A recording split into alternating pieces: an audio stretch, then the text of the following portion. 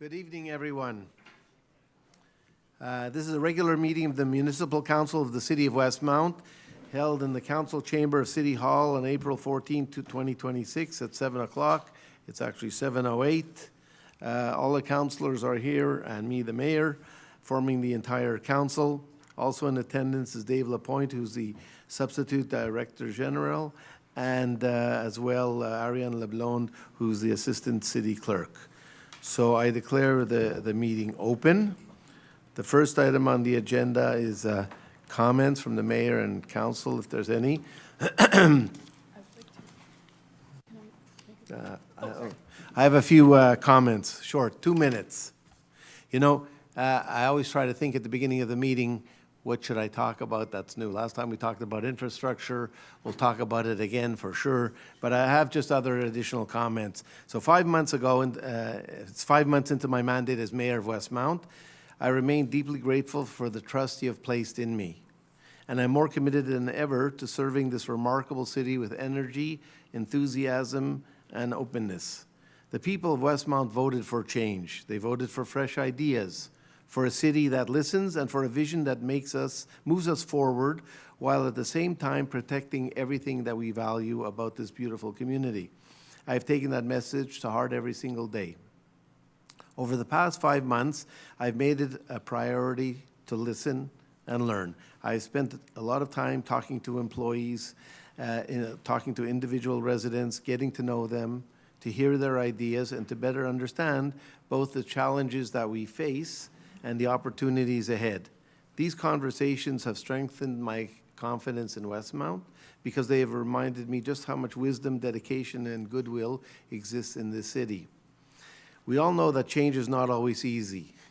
In any team, there's a process: forming, storming, norming, and performing.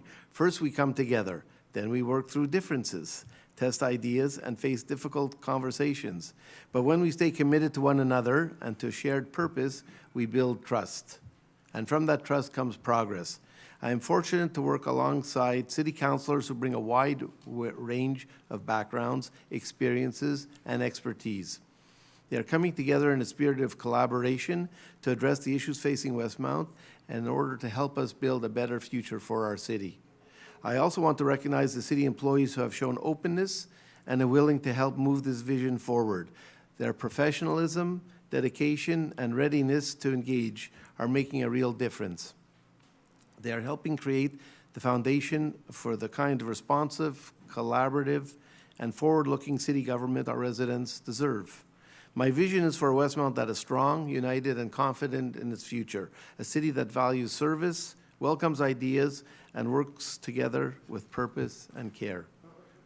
I deeply believe in Westmount. I believe in its people. I believe in what we can achieve together, and I'm excited about what is ahead. So thank you and welcome to the meeting. Do any councillors have any comments? Councillor Chada? Bonjour tout le monde. J'aimerais donner une mise à jour de mon portfolio, la bibliothèque de Westmount.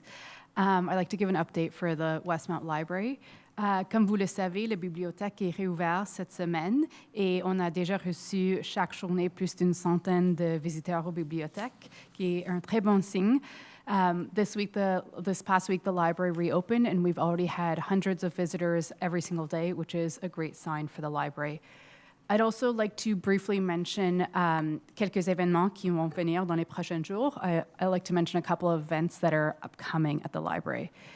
The first is a workshop on disinformation. So this is going to be on April 30th. This is a really important workshop to help participants recognize manipulation techniques used online and to help protect themselves from disinformation. There's also an author event on May 3rd with the author Catherine Mavrikakis that is going to be happening. There is an exhibition called In Between by Michelle Atkinson that is going to be at the gallery. The vernissage is on April 16th, and then the exhibition will be on from April 17th to May 13th. In celebration of Earth Day on April 18th, there's also going to be a clothing swap that's happening at Victoria Hall. And then as part of the Let's Talk Opera program, Carmen is going to be showed on April 26th. And then the last thing that I'll mention is there's a ballroom blitz that's happening on May 2nd, also at Victoria Hall. So this is going to be an evening of full swing and ballroom dance music, with a 16-piece band. Wow. Yes. Thank you, Mr. Councillor Mayor. Moss. Good evening, everyone. It's nice to see you all out here despite the rain. It's nice to see a full house, so thank you very much. I have 3 items I'd like to pass on just to remind everybody. This morning, Westmount residents could log in and sign up for activities for the summer session, so that's live. Tomorrow, our young athletes are having a sports banquet at 6 o'clock at Victoria Hall. Great event. I don't know if any of you have kids who have participated in our sports program, but we're all going to be there, so we hope to see you all. And the last one, again, in line with Earth Day, is this Friday, there's going to be a cleanup of Westmount Park starting at 1:30. We're looking for volunteers. If you're willing, if you're able, please come out and help beautify our park and get it ready for the summer. Thank you. Councillor Matt Aronson. Thank you, Mr. Mayor. Well, I was going to do the park cleanup thing, but Councillor Moss already got to it. So the only one I have for you is from the communications file. There is presently ongoing, and until the 30th of April, a survey being conducted through our website and door-to-door to learn more about how Westmounters handle their household waste. That's to say, landfill, recycling, and compost. And that information is being gathered through an online survey, or someone may come to your door and ask you some questions. We'd encourage anybody who's living in a single-family home or buildings with under 8 units to please visit the website and give us your thoughts on it, as we need this information in order for us to move forward with some new and different plans on how we might be able to better manage the household waste that comes out of our homes. Thank you very much. Thank you, Mr. Mayor. Thank you. Anyone else? I just have a short Okay. one, that between April 16th and 15th, all dogs must be leashed in Summit Woods. We ask for your cooperation in respecting the posted rules and path closures to allow for the ground to cover to regenerate over the spring. PSOs will be up there Friday and Saturday, I believe, weather permitting, to answer any questions about what's going on, why paths are closed. So have a nice walk and talk to the PSOs. Thank you. Thank you. So we get to our first question period, but before that, or as part of that, I always answer unanswered questions from the previous meeting. So we have one unanswered question. It had to do with Strathcona Avenue, and I did answer. There were about 10 people were there asking us when their road would be fixed, and I did answer it, but we did receive some additional information from Tom Flees, who's in charge of our infrastructure, and it's more precise than some of the information I gave you.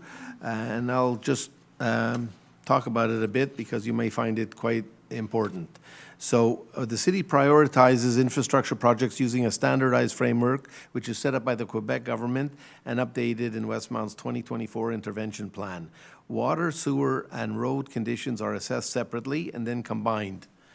Infrastructure is a high priority for us, and something that needs immediate intervention is quoted or rated Class D.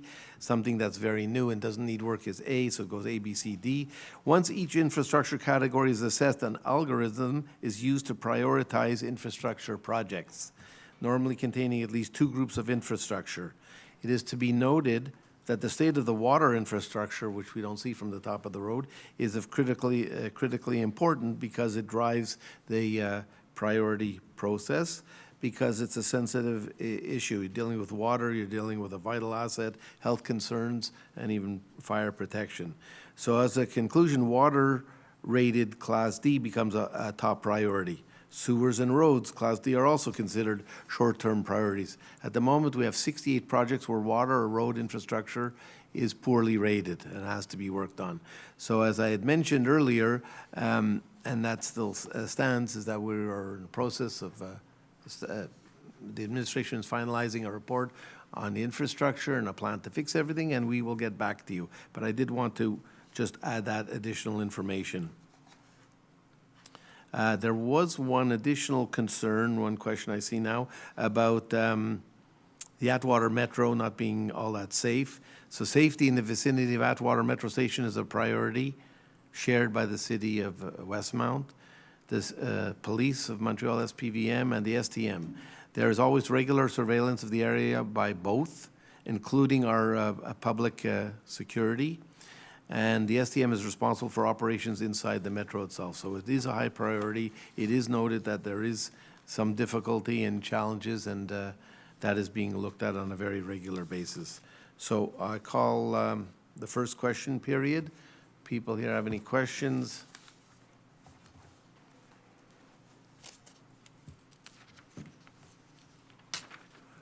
Good evening, Mayor and Council.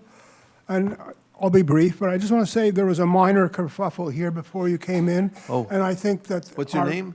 What? What's your name? Oh, sorry, I'm John Fretz at 473 Lansdowne. Okay. And I just want to say that our public security officer should be complimented in the cool way he handled it without escalation. It was really good to see that we have this.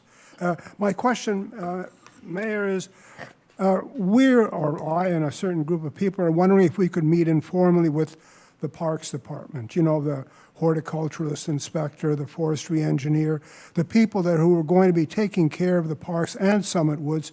We'd like to know what's going on this year. And I'd also just quickly like to add, we occasionally used to have these kind of meetings at Victoria Hall, and they're good because we also have new staff on board, and it just makes for harmony. So you want to know when we're going to have a meeting? Yeah, with if we the- could have it, I would even suggest that, you know, we could do it like just an hour before this type of meeting. The administration, and it's important. You're talking about Summit Woods, Yes, and the parks. and did you leave me a report? The what? Did you leave me a report? Yes, I Somebody left me- you a report just the other day. Yes. I didn't want to take you by surprise, No, Mayor. you left me a report, and I will go into that with the administration, and I'll leave it to the administration to get back to you, set up a meeting. That's Oh, okay? great. We will get back to, we have your contact information? Yeah, that was on the memo, but it's John Okay, Fritz at I have it 473 on my Lansdowne. desk. Yeah. Listen, thank you very much. Thank you, everyone. It's important. Hi, good evening. Diana Anderson. I live on St. Catherine, just within walking distance of the train station. I've grown up in Westmount, and after 5 decades, I've never felt unsafe, including living in 6 international cities, but I have felt unsafe in the last 2 weeks. My backyard has a chain link fence bordering on the railroad. I have had people in my backyard, looking into my backyard, rummaging in the woods, stacking shelter, making equipment. I have contacted public security and CP police. I'd like to know 2 questions, 2-part. What is being done about the train station to, 1, secure it, and then future planning? What are we going to do with it? I think now's the time. Like, this is staring us in the face, right? People are inhabiting the train station, and residents around the station have big safety concerns after the last few weeks. Yeah. And 2, is Westmount participating with the Mayor of Montreal to address the undomiciled population and issues around those facts, and what are the plans there? So what is Westmount doing about the train station, and what is our plan to partner with Montreal, if any? So the train station apparently has been vacant for 34 years. And we keep asking ourselves, there must be something to be done with it. And Monsieur Dufour, who's behind you, was kind enough to send me a study that he had done with examples of similar train stations in other cities. And I have that report, I've looked at it, and I thank him for it. Of different cities, they've used it for different purposes. For us, the challenge for us is we've looked at it, past administrations have looked at it, and we still haven't come up with the right thing to do. We're on a railway, so you have limited parking. There's all kinds of these. We could put in stores there, boutiques, coffee shops. Maybe we could have a high-tech center. And even we hired a firm to do a study, a retail study for us, and they even thought it would be a good idea to somehow use it as part of it, integrated into the retail network on Victoria. So we are looking at it. In the meantime, there is a safety issue that was brought to our attention by somebody who sent us a question, and that there are homeless people there, as you indicated, and they saw people coming out of it. So what we did is, and I have an answer to that, and it's the answer to the question of what somebody sent in. So long-term, we're still not sure. It's a priority. It's an asset, something that we have to do something with that should be productive and accretive and benefit our Westmounters. But on the short-term basis, we have to make sure the place is safe. So I read to you an answer that we have is, first of all, the fence itself belongs to CP, and our city's public works team intervened without delay, like we closed the access to the place. We're looking into the lighting issue, which is going to be repaired this week. In terms of additional procedures, we're looking into installing cameras. It was suggested it would be a good idea to install cameras. We're looking into that. And with regards to the fence, as I said, it's a bit complicated, but we are looking into it. It involves jurisdictional, operational, and legal considerations. But it's an important issue to keep the place safe. We've instructed Public Works to be there on a pass by, at least and check on a regular basis, and I don't know if there's anything more I can add at this point. So short term, we're focused on making sure it's not a danger and it's safe. And medium term, we have to come up with a plan how to use that, what looks to be a valuable asset, notwithstanding the fact that nobody's figured out what to do with it in the past, but there's always a way. So thank you for your question. I think it represents a bigger issue going on in Lower Westmount with encampments and crossing into the train station area. So I'd urge Westmount to work with CP. As individual citizens, CP doesn't, respond promptly, but I think Westmount could have a direct line of communication regarding fence repair, access into the railroad, and safety. I can tell you how many people walk on that railroad every day, and there's a lot of people. They're not supposed to be there. Yeah. And then do you have a plan to work with Montreal and the mayor to address some of these issues in Lower Westmount? Or if not, can we start talking about it? So the security issues, actually, I have a dialogue going with the mayor, Soroya, and in addition to 15 mayors, we get together on a regular basis to discuss issues. And we planned May 1st, it's a Friday, we're spending the whole day together, the 15 mayors, to come up with issues. So maybe separate and apart from that, or part of it, I don't know. The chief of police has reached out to me, and I think reached out to other mayors as well, to have a private meeting with him. He wants to know what concerns there are for Westmount security, and I'll have with me Councillor Kez and Councillor Levine, who are both involved with security.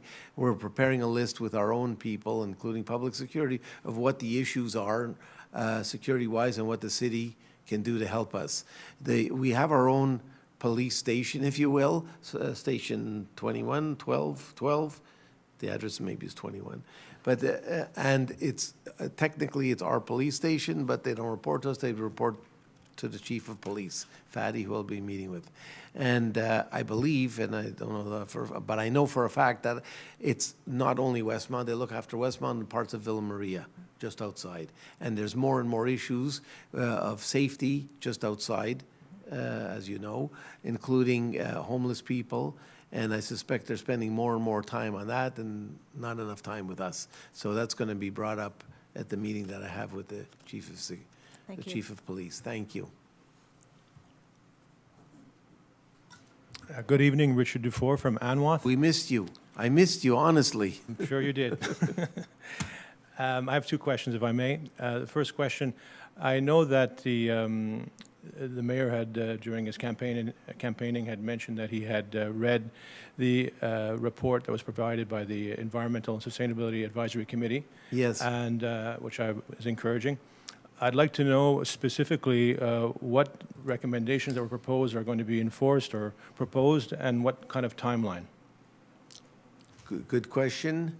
As you know, we're in our 5th month. We've had a lot of things, urgent things to look into. There is somebody, one of our councillors is involved with sustainability. We have people at the city, and I don't have an updated report, but we will have something. I will have to get back to you on what's specific, because I have nothing further to add to that. It's a priority. We didn't forget about it, but I think it's just we had so many other urgent things, including passing our budgets and infrastructure, and it's a new administration, but we will get to that. It is important. We are looking at, part of it maybe has to do with, we talked about the collection of garbage and how we can better educate our people so that we have less garbage, less going to the landfill. That's part of our issue, but there are many other issues, of course, and we will get back to you in due course. Thank you.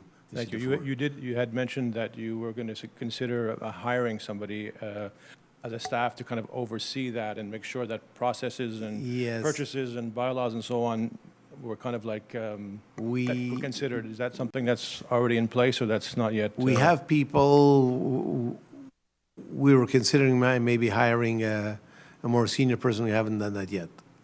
Okay, thank you. My Thank you. second question, kind of related, not related, but in terms of long-term, what's happening with Hydro Westmount? I know that last year there was a call, the last council had made a call to get engineers or consultants to come up with a plan. I think they had a hard time finding a firm that was willing to tackle it, and there was a committee that was formed. I think that was disbanded. Where's the city at in terms of addressing that? Well, Hydro, you ask anybody, they're happy to have Hydro Westmount here, because when you have a stoppage in electricity, you wouldn't want to be one of 10,000 people calling Hydro Quebec. You'd rather call Hydro Westmount. The service has been excellent. We've got a lot of good comments. As included in our issue with Hydro, there is no issue, but a big issue is the infrastructure and the costs. As you know, we have a contract with Hydro Quebec. There's 7 cities in the province of Quebec that have their own hydro. The other 6 are able to generate some of their own electricity. We are not able to. We don't have a river, unless we dig far enough underground, but we don't have a river here, so we have to buy everything from Hydro Quebec. And the margin is such, it gives us enough money to pay for our operations, and we make a little bit of money. It pays for, we have 37 staff, we have substations, all kinds of equipment, trucks, et cetera, but when it comes to big infrastructure issues, we have to pay for it. And we have paid for it all along the way. Whenever we redo a street, we fix or repair or replace the hydro that's underneath. You're talking about a longer term issue, there's nothing further to report at this time. Thank you. Hi there, my name is Suzanne Viancourt, and this is Julian Hughes. Yeah, I'm Julian Hughes. Nice to see you all. And I have a question. My background is I'm a Westmount resident. I have 4 boys. I'm an emergency physician, director of the Montreal Children's Hospital Emergency Room.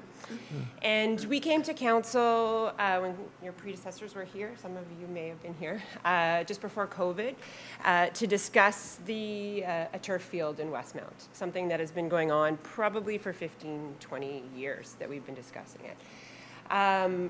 I could quiz you all, but I think you know the biggest challenge facing kids right now is mental health. I am not here to say that a turf field will change mental health, but I am here to say that kids not being active is probably one of the biggest problems that we're facing. The second problem that kids have is obesity. So we as a city, I think, really owe it to our children to give, and the other residents, other age groups, it wouldn't just be children, a turf fields. For several reasons. We are the only borough on the whole island that does not have a turf field. I have 4 boys that have played soccer, one who's had a serious injury on the Westmount field due to poorly maintained fields. I have another son that played soccer that has to leave Westmount because they're not able to field a team for him because we don't have turf fields. Julian is a very successful entrepreneur in Westmount, a former soccer player, well, still playing soccer, but I can let him speak for that, who started a business, which is really amazing, getting kids out to play soccer. And I can let him speak, but I think having turf fields would really... So we agree with you. I Okay, don't want to so cut you where off are we a at? limit of time. So we agree with you. I mean, maybe an issue in the past has been maybe these turf fields were not environmentally friendly. There are better products today. The council, I think, maybe unanimous in our last discussion, gave direction to the administration to pursue this. And we're looking at, I can't say where it is, a field in another, not the existing field, but to acquire in partnership with someone a field if it's possible, or to do something on our own field. But they're... My understanding is that is not moving forward. I was aware of that deal with Christina. I was involved in that. Yeah, so we are looking, we're committed to it. It's a great alternative.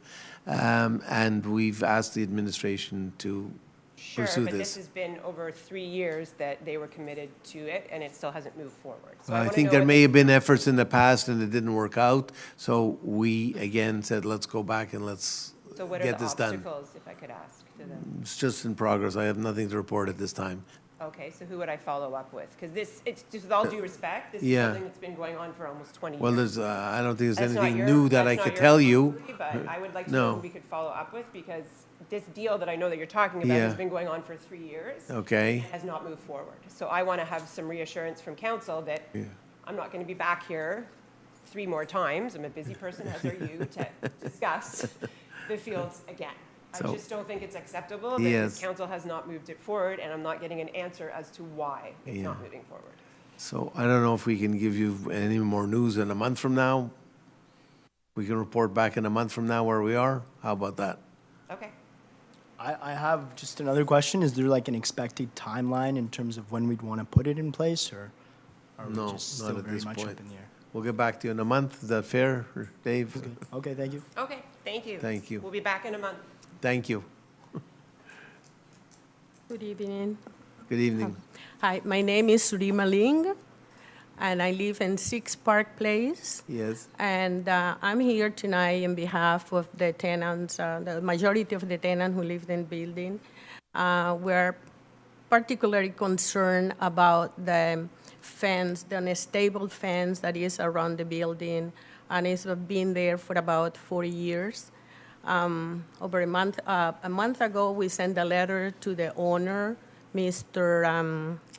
Sean Ceres from Diamond Realty Group, and we haven't had any response about the letter that we sent. We sent a letter indicating about these issues and other issues you say also. the fence is damaged?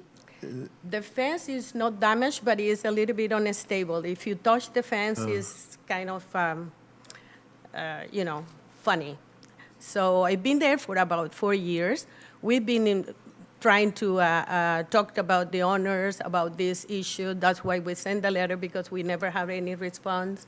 So we sent this letter with this issue and other issues also in the building. So far, we haven't got any response. I don't know if we're going to ever get a response, because we call, we tried all the things that we can do, because we don't have much of the power over the owner.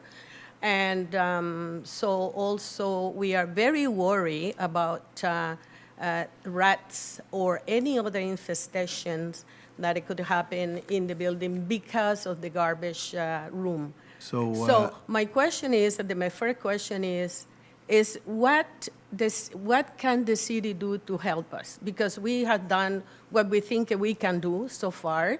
If there is any orientations that we can receive Well, there from are the city. new rules that if something's unsafe, we could intervene, but I would ask the administration to look into this matter specifically with the landlord. It sounds like it's a fence that may be dangerous if it's loose and. Yeah, exactly. And actually, a security reason also, because on the back of the building, there is a door, which will be like the emergency door. Do we have your information so you can give us more details? Maybe, Like, what kind of information do you need? I can give it to you. yes. Pardon, what? I beg your pardon? Okay. No, we haven't received any So message. let me call upon Councillor Aronson, because he has a comment.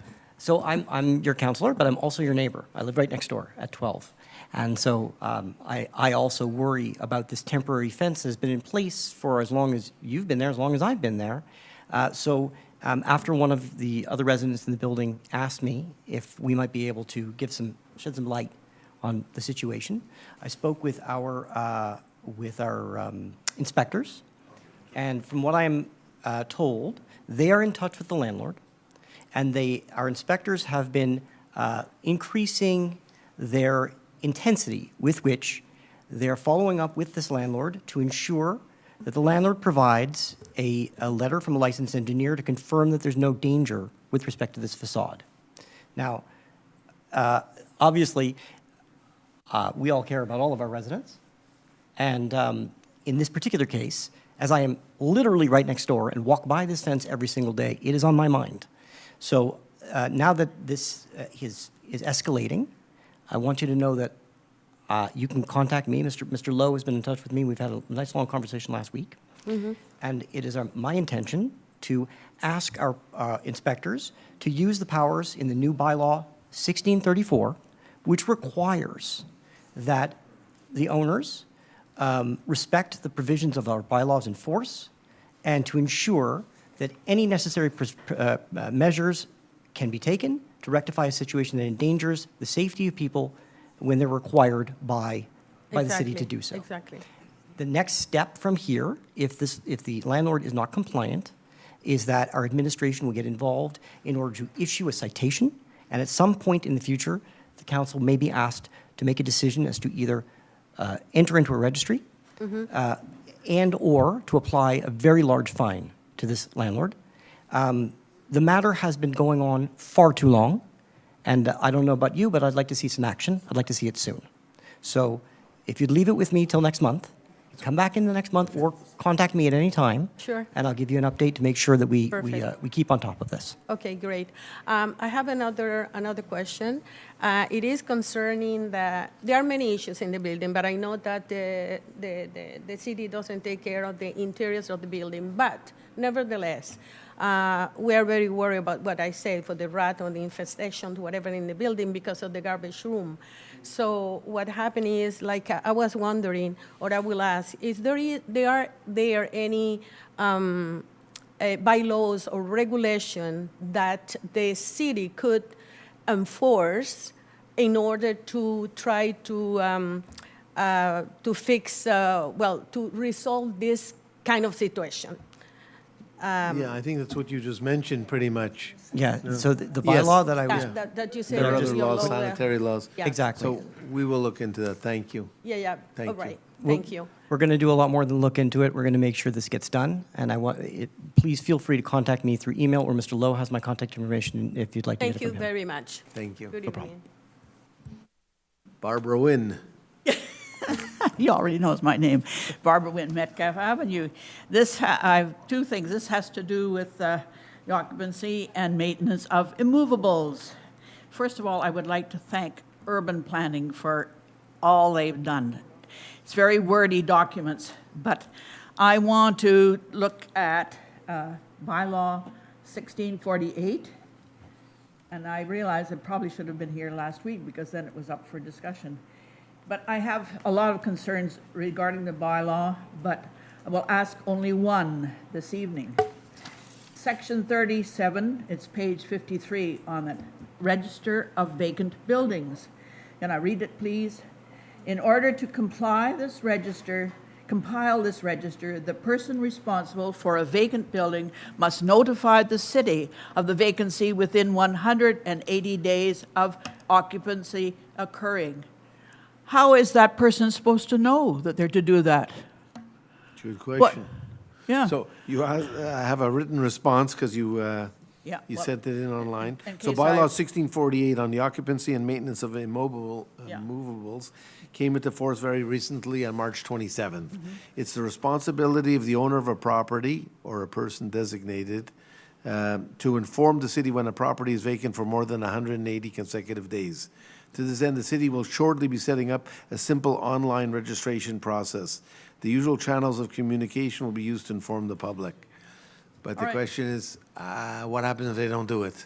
If the person isn't there, how do they even get the information? And I can see an awful lot of money needs to be spent Yeah. tracing people down, but they And need there are to a be number of traced. cases. Yeah. So I guess it takes people like you to tell us that this house looks to be The sneak- vacant. The sneak is going to be there. All right, thank you. Thank you. That is my question. Thank you. But that's, I mean. We're I making it think- easier for people to register, but you say, what happens if they don't register? They're Well, not here, exactly. Or whatever. And if it were me, why would I register? Why would I tell you? Yeah. I mean, and so nothing is written there. I hear you. And I think something needs to be done. I'm not too Yes. sure how, but please, something. Yes. That's it Thank for you. I'm tonight. making a Thank note you of very it. Thank much. you. Running out of time, there's 23 minutes. Susan Yes. Gold. I just want to make a few comments about Summit Woods because their fence is going up, and the Westmount Dog Owners Association would like to be involved in any decisions, even along with Mr. Fretz and his group, because we're all working towards the same aim. We would just like to be consulted. I've spoken to a few councillors, and I just want you to remember that we're a large group of dog walkers who have vested interest in that area. To We make know. it beautiful, and we like the fences, some of them, so we just want to work together. Okay, thank you. Thank We'll make you. sure we have a meeting, as we said. Thank you. Hi, I got a couple of issues. My name is Morris Couchy. We're going to mention one. One, we're going to start with the electric blowers. This is a picture of an electric blower catching on fire on one of my employees' back. Oof. That's your still that you guys buy from Gamma that you switch employees every 2 hours because it weighs 107 pounds on their back. Well, my employees don't switch after 2 hours. They use it for 11 or 12 hours. And this is the results you get. Wow. The girl who was using this was screaming. No, that's one. Number two, I paid $62,000 for this. On weather like this, it's worthless. It's worthless. And it's not like I got 1 or 2 homes. I averaged 300 homes. With 11 employees, how? Every other city gives us a little space between fall and spring because winter came too fast. If winter would have not came so fast at first snowfall, we would have got the leaves. There's so many leaves. I'm filling up a truck almost every second house. And on top of that, your dump isn't open. So I got to go pay for that too. You know, the price of gas is through the roof. We use all diesel. We don't use gas. So everything falls on us. And then we, in return, charge you the extra fees. You know what I mean? For electric use, dumping fees. We're already paid for it for Westmount dumping permits. Something's got to give.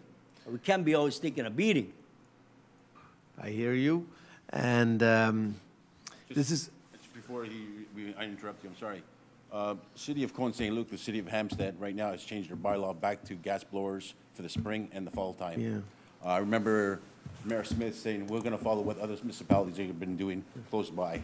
I appreciate if you guys change your minds a bit too and give us a leeway spring and fall for gas blowers. Yes. Like this gentleman was saying, the electric blowers in this weather here, first of all, well, dangerous.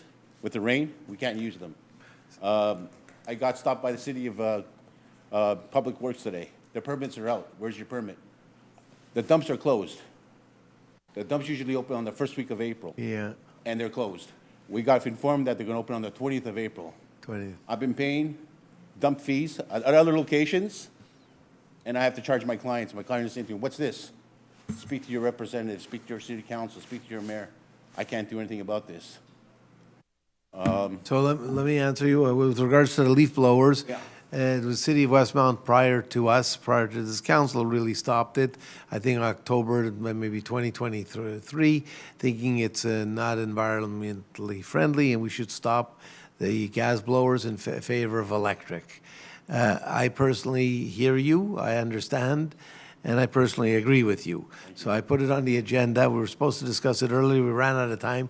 We're going to discuss it later. We'll stay after. I don't know if the council will agree with me, but in my opinion, it looks like from what I've seen, the electric blowers are expensive. They may not be able to do the job, but we have to be environmentally respectful too at the same time. So maybe we could do something like that. That's my own personal opinion. A short window in the spring and maybe a bit longer in the fall, and that will be discussed later on. We have comparatives that are of the 15 cities that we look at nearby, they're separate cities, I think 3 don't allow it, but the other 12 do for limited times, this and that. So I hear Right you. now, they switched over, and even Hampstead has switched over. Yes. Knowing, especially now, we can ask just for a little leeway right now. Yeah. I know there's a bylaw, and if you guys could just maybe right now, just say, you know what, public security, leave these guys alone for now, and you guys can decide this summer or this fall, and then see what's going on. We're going to be looking at that. With regards to the dump, I was told by a few people that the dump usually opens at the beginning of April, and this time it's open April 20th. I was told that there were extenuating circumstances. We had tons of snow, which is piled up there, including lumped in with frozen leaves, and it took a long time to clean up. They couldn't even get to it till the last few days. I'm asking the administration if there's anything we could do to speed up for this year to do it before April 20th, and certainly for next year, we should take whatever steps we can to have it open earlier. It's a short window weather-wise for you, I understand that.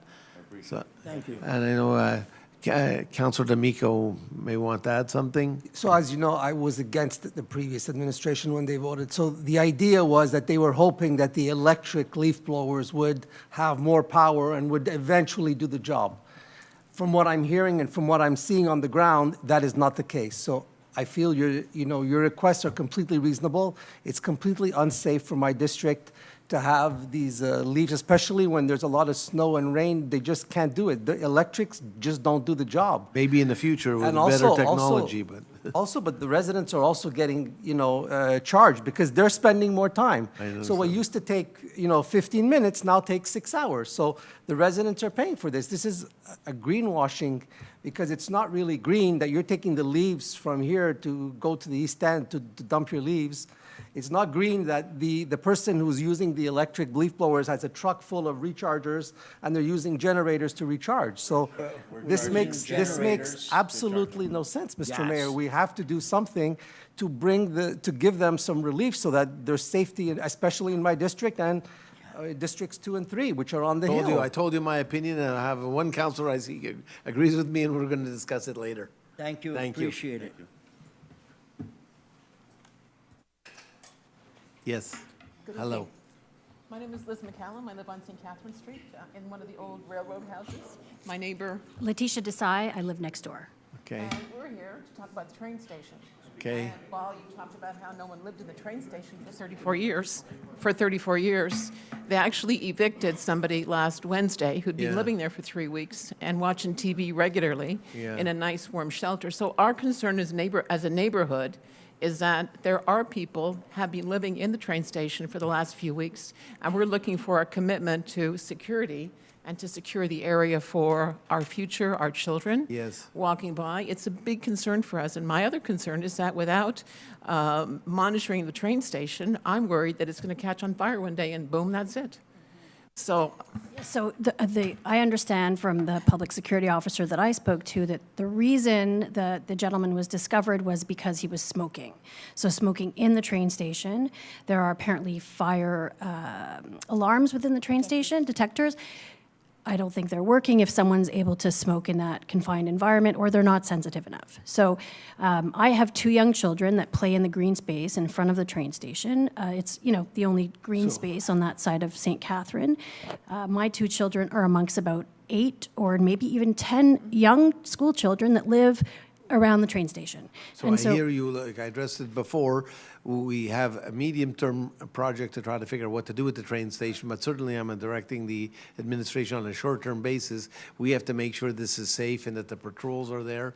We'll be meeting, actually, we have a number of safety issues, and we're meeting with our Director of Public Security day after tomorrow on Thursday. Okay. And we'll be discussing that specifically. So just among other things. Okay, great. Important. There is a sense of urgency because yesterday there were 2 young gentlemen who were again trying to break into the train station. We saw them doing this in plain daylight. So, whatever the interim security measures are, they probably need to be reconsidered for now because I don't know if word is out on the street that this is a very comfortable hotel in the heart of Westmount, but it is a very attractive space, quite private. It's empty on the inside. Right, yes, I've seen the inside now. So it was very well furnished recently. So anyway, Thank yes, thank you. We'll be looking after. If I may, Yes, just Councillor a Moss. quick comment. The immediate term, I think we'll kind of try to look at that as a council, but if you'd like to discuss maybe your ideas for long-term solutions, I've spoken to other people who live on St. Catherine. Everyone has their idea. I have yet to speak to you or perhaps other people. I would make myself available to meet yourself and your neighbors to kind of discuss. Have a coffee. Yes, Absolutely. could we do that next? Thank you. Could we do that as soon as next week so we can get the ball rolling? Sure. Okay, great. And could we also be made aware of the restrictions? Because I understand that part of the reason why it's been vacant for 35 years is because there are zoning, exactly, Currently heritage. zoned as an eco-museum and, Right. and We could change eco-museum. the zoning. Fantastic. We could change that, but the question is, what Correct, can you we do could, with it? but Okay. It's a longer discussion, but Great, that's... okay. Yeah. Thank you. Thank Great. you. Thank you very much. Bonsoir tout le monde. La dernière fois que j'étais ici, c'était au mois de novembre, lors de votre premier... Frédéric Chouanière, pardon, avenue Grosvenor. Frédéric Chouanière. La dernière fois que j'étais ici, c'était au mois de novembre, lors de la première séance. J'aime parler des ordures. Je me promène partout dans le monde pour voir ce qu'on fait avec les ordures, ce qu'on peut faire de mieux. Il y a une échéance. Si j'ai bien compris, vous vouliez prendre une décision d'ici le mois d'octobre. C'est dans 6 mois. Je suis très curieux d'entendre où en sont vos réflexions, où en sont vos décisions. J'ai rempli le questionnaire qui nous a été envoyé. Très bien, très bonne initiative. Mais j'aimerais donc savoir qu'est-ce qui se passe. Puis j'aimerais aussi réagir à ce que ces messieurs qui viennent de quitter, malheureusement, disaient au niveau des souffleurs à feuilles. Conseiller d'Amico, j'ai de la misère à comprendre que le nettoyage passe de 15 minutes à 6 heures si on passe d'un modèle à essence à un modèle à batterie. Mais ce que j'aimerais dire très rapidement, j'ai fait une recherche. Les souffleurs à feuilles à essence, souvent ce sont des moteurs 2 temps. 1 heure d'utilisation équivaut en émission à 1750 km en voiture. 1 heure. Et moi, comme citoyen, j'ai payé des milliers de dollars pour convertir mon foyer, pour respecter les émissions. Donc, je serais particulièrement vexé de voir que la Ville recule sur quelque chose comme ça. J'ai des informations pour vous. Oui. Concernant le leaf blowers, on va discuter, rien plus à J'entends ça. ajouter. Concernant les ordures, l'administration est en train de regarder qu'est-ce qu'on peut faire. C'est pour ça que vous avez vu le sondage. Oui. Nous venons d'avoir une réunion avec eux, l'administration qui était en charge, pour discuter les étapes à date. Et ils vont continuer à chercher d'autres informations, d'autres exemplaires, regarder qu'est-ce qu'ils font dans d'autres villes. Et on va avoir une présentation pour nous, par eux, le 7 juillet. Alors, tout est en... 7 juillet? Oui. In July? Okay. Oui. Awesome. And I don't know if you saw last week, the mayor of Laval did an intervention on Facebook talking about the fact that they are moving to a bi-weekly collection. I think that could be an interesting... I would see you do a video on social media maybe to help us process the big changes that we need to... So we'll get back to you, like to do. everything's in progress. Councilor D'Amico, you have something to Ça me add? fait un plaisir de répondre à votre question. Donc, moi, je vis dans le district 1, donc... Mais vous n'avez pas à me croire que ça prend 15 minutes versus 6 heures ou 4 heures. Moi, j'ai la facture, je sais ce que ça prend, je sais ce qui a pris dans le passé, mais vous pouvez faire le test vous-même. Quand il y a de la neige ou quand il y a beaucoup de pluie, et les feuilles sont toutes... essayez avec un souffleur à batterie et essayez avec un souffleur à... C'est pas agréable. Je suis d'accord avec vous. Le problème, c'est que c'est efficace, ça fonctionne, puis malheureusement, la technologie n'est pas là pour les souffleurs à batterie. On est 2 ans après ce qu'on a voté, le règlement. La technologie n'est pas là. Je le vois sur le terrain avec mes propres yeux, puis j'ai la facture devant moi. Donc, je vous comprends, mais je comprends aussi que dans d'autres districts, c'est vrai que si quelqu'un part une souffleur pour nettoyer, ça va déranger 20 personnes. C'est sûr que dans mon district, ils arrivent à 9 h, ils quittent à 9 h 15. Ils ont dérangé personne. Mais je comprends qu'il y a une réalité différente dans différents districts. Ça, écoute, je comprends ça. Sur mon terrain, j'ai une quinzaine d'arbres. Oui. Et j'utilise une technologie qui fait ses preuves, un râteau. That's how I met Frederick. He was outside raking his front lawn. So it works. High technology. Oui, Lucien Savard, Clermont. J'ai écouté attentivement, Monsieur le maire, votre bref post-mortem sur les 5 premiers mois. Je suis d'accord avec vous. J'apprécie ce que l'administration a fait en si peu de temps. Bravo. Par ailleurs, je veux vous rappeler que j'ai vu au point 37, vous faites partie d'une coalition de municipalités qui se déclarent bilingues. C'est parfait de se déclarer bilingue. Mais à mon avis, Monsieur le maire, bien respectueusement, dans vos commentaires d'ouverture, il aurait fallu insérer quelques phrases en français.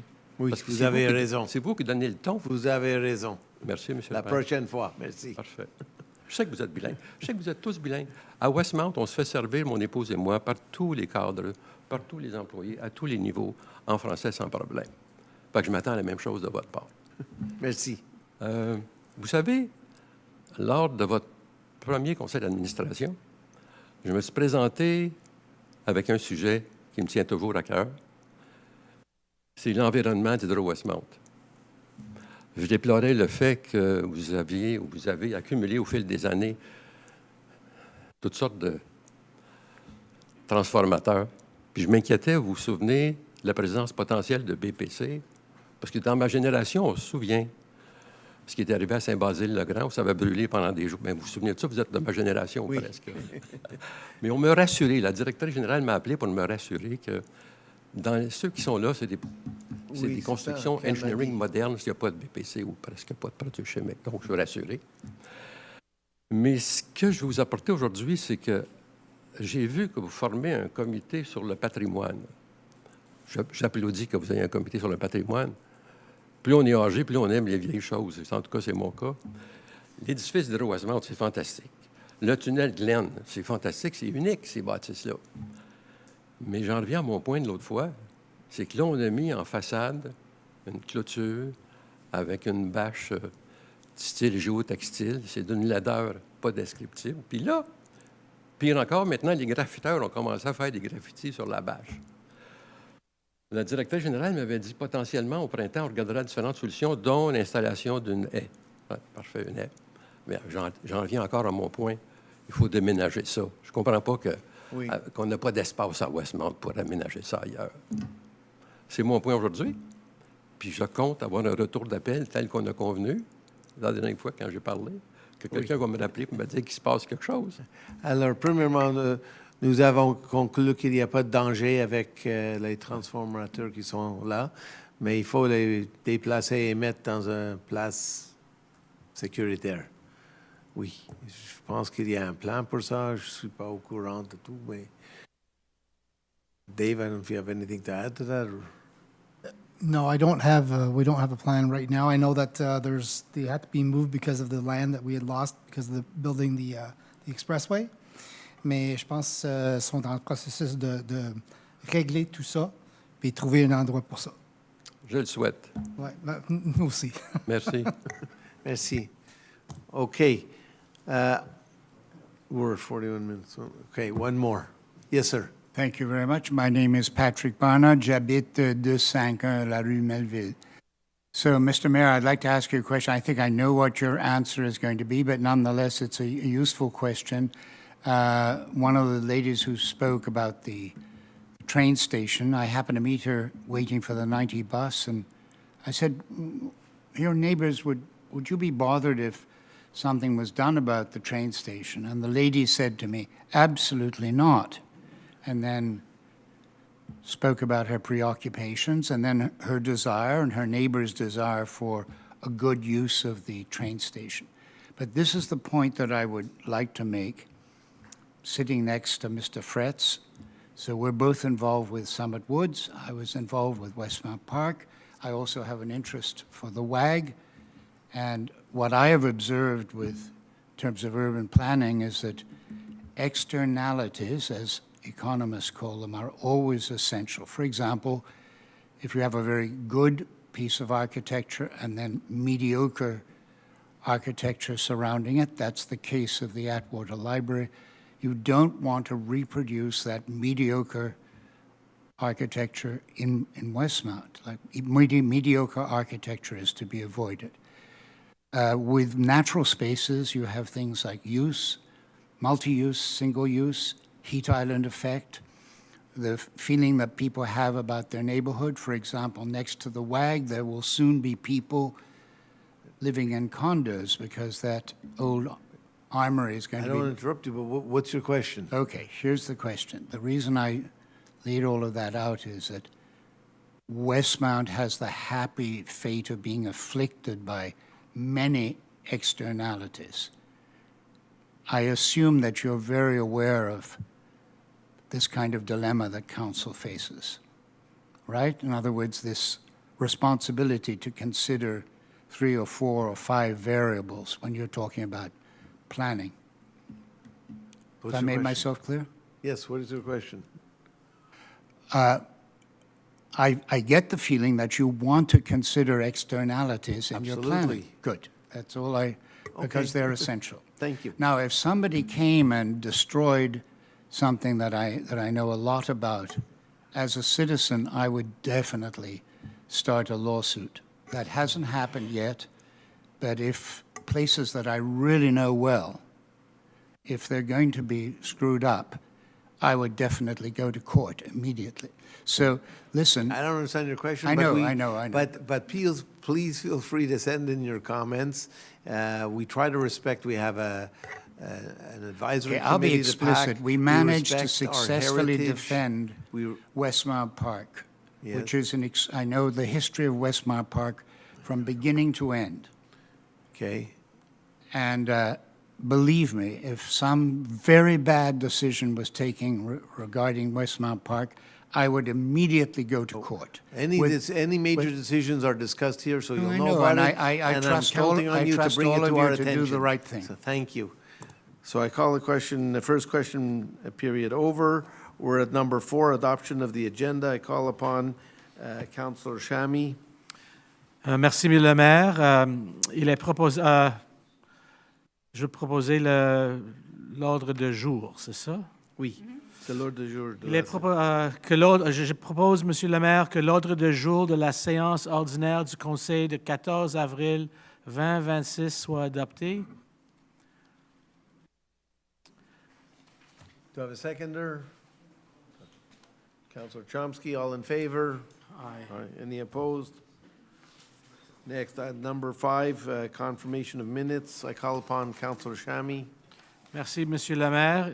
Je propose que le procès-verbal de séance ordinaire du Conseil tenu le 17 mars 2026 soit approuvé et que le procès-verbal de la séance extraordinaire du Conseil tenu le 27 mars 2026 soit approuvé. Seconder, Councillor Aronson, all in favor? Aye. Any opposed? No. Passed.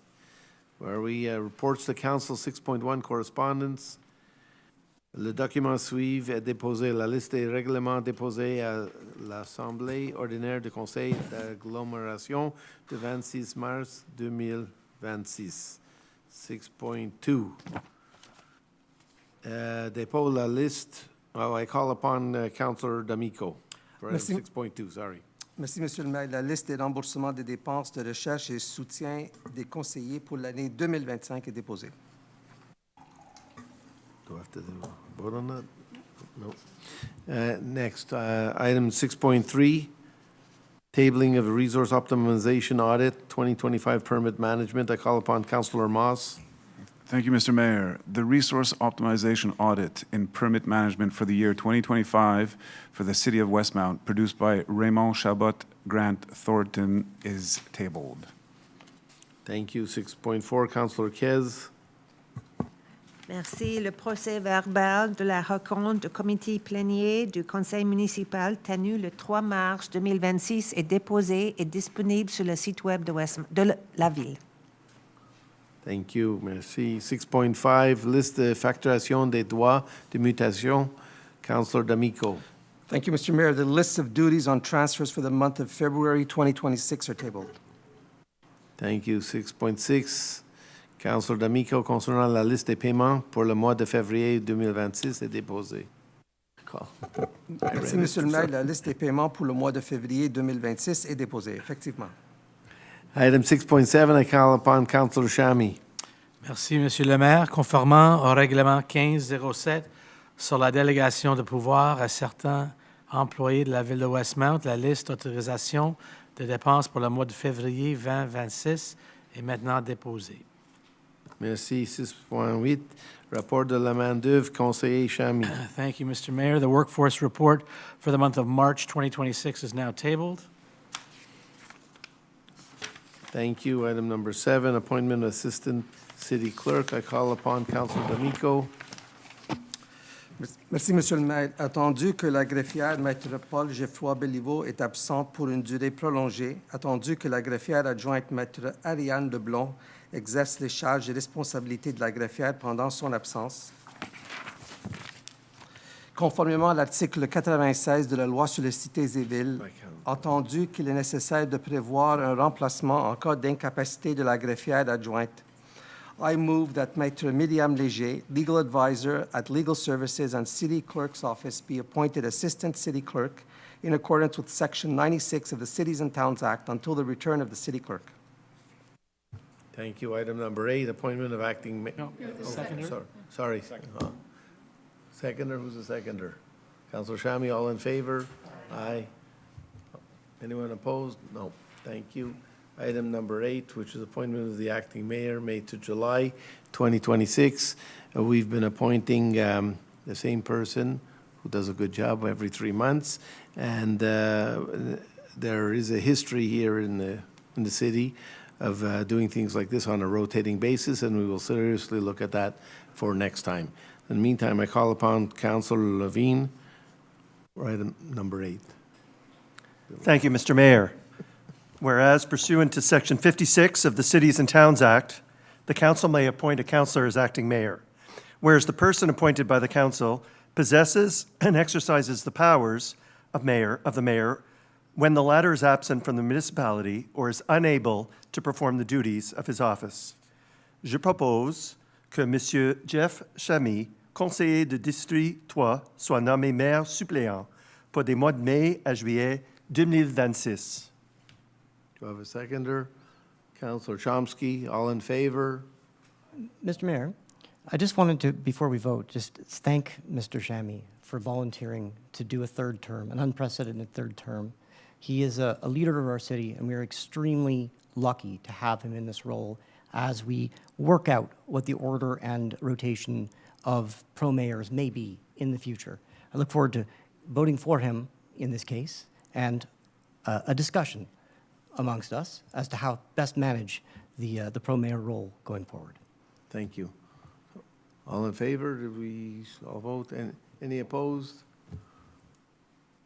Thank you. If I may briefly, it has nothing to do with Councillor Chamy's performance in this role.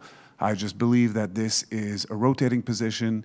We all got elected. We all are equal councillors. We should all have equal time in this position.